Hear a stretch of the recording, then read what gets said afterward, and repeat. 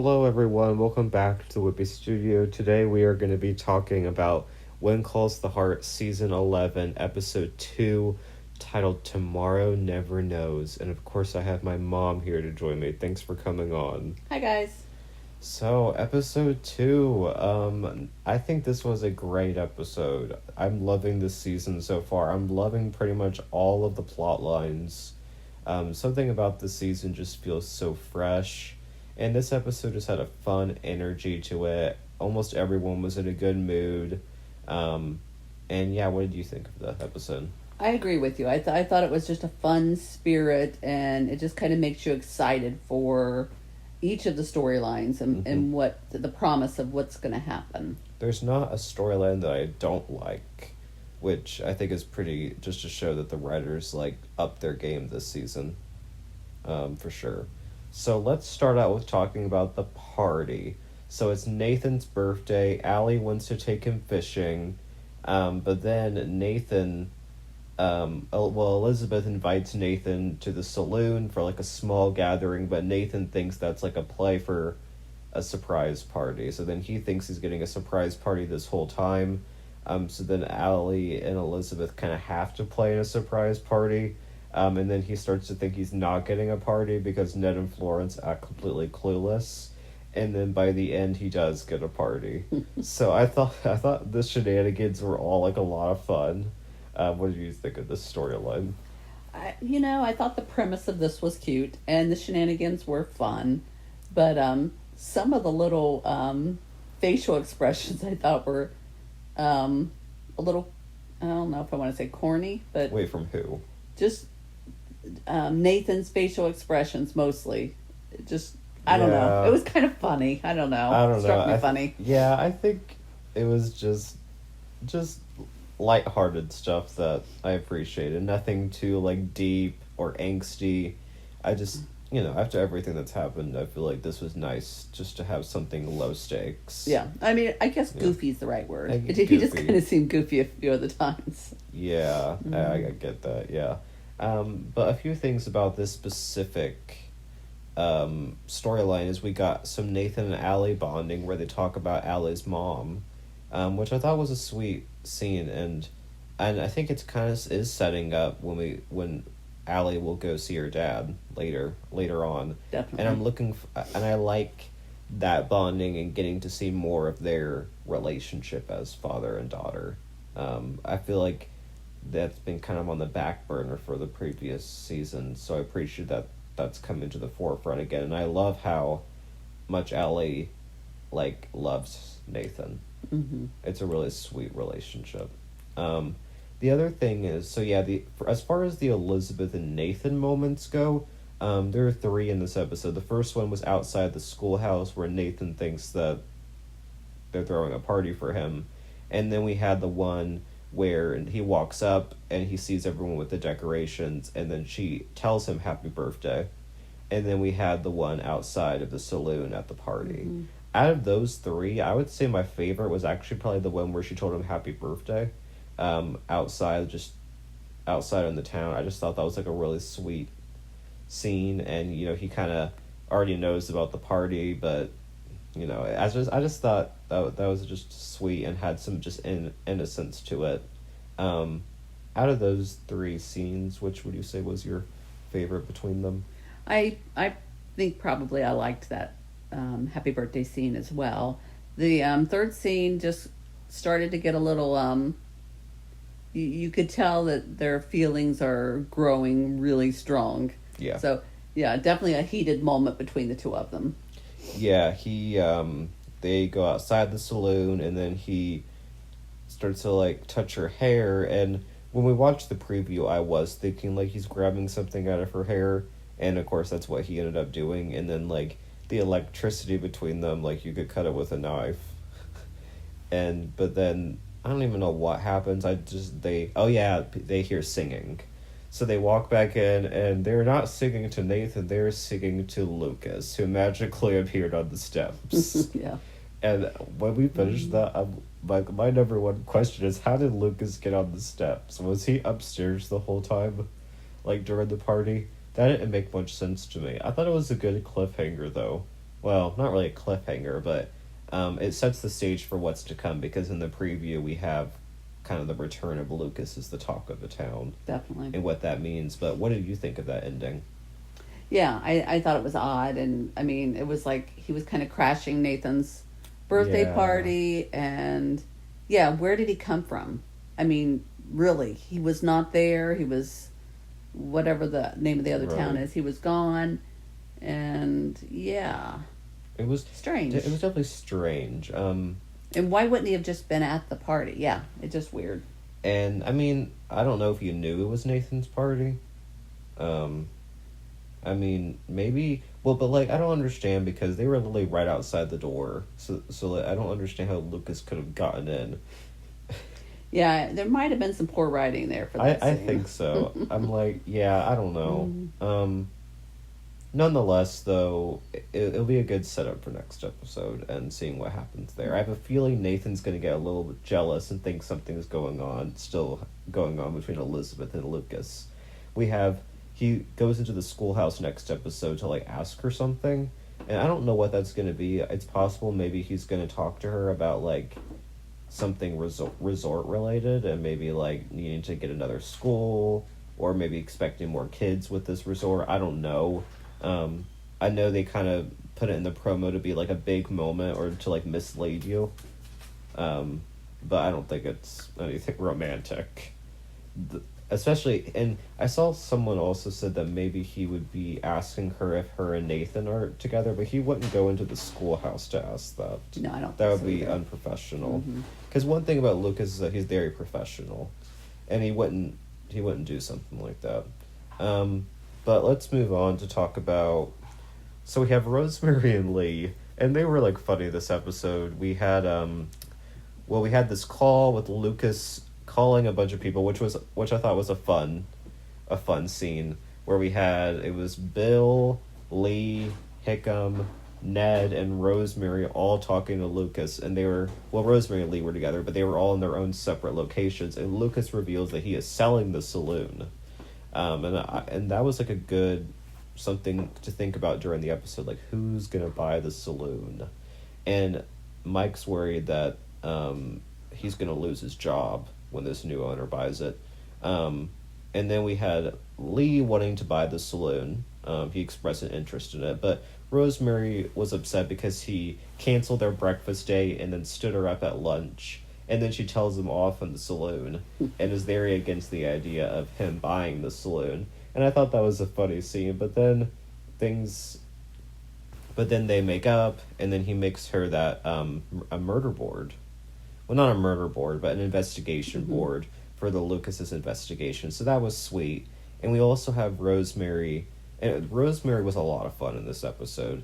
I think it's a good storyline for her to kind of like be working her way through like a smaller town newspaper, and like how can she differentiate between other newspapers because she doesn't have a source. But I have a feeling that now that she's working with Bill, they'll get a source, and I have a feeling they're going to confront Montague, and that'll be their source and then the paper is going to be successful. But and it looks like next episode will probably be when Bill and Rosemary team up. It seems like that it's heading that way. I agree. But yeah, what do you think of the Rosemary and Lee and Rosemary and Bill and all of that? Yeah, I mean, Lee's just in over his head with all of these projects, and it does seem like he takes on lots of things, and I think it's just kind of part of his personality. He's happy all the time and wanting to be a part of everything. And yeah, Rosemary was not liking it, and he forgot breakfast, and then he convinced her lunch will be even more romantic, whatever that means. Yeah. And then he forgets lunch as well. So she goes stopping in and gives him a piece of her mind, which is typical Rosemary. And yeah, I thought those were some good scenes, some funny scenes, and I was happy that they made up. So yeah, Goldie was not in this episode at all, which I thought was funny. I'm like, where the heck was she? I guess Robert was watching her and Little Jack. Yeah. And then we had Rosemary and Lee, and they bought the saloon.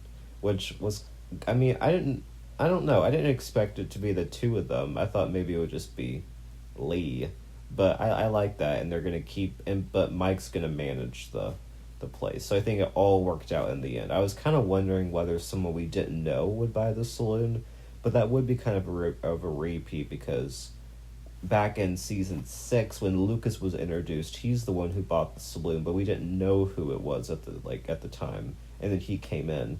So I guess that would have been kind of a repeat. So I like that Lee and Rosemary bought the saloon. But let's move on to Mike and May.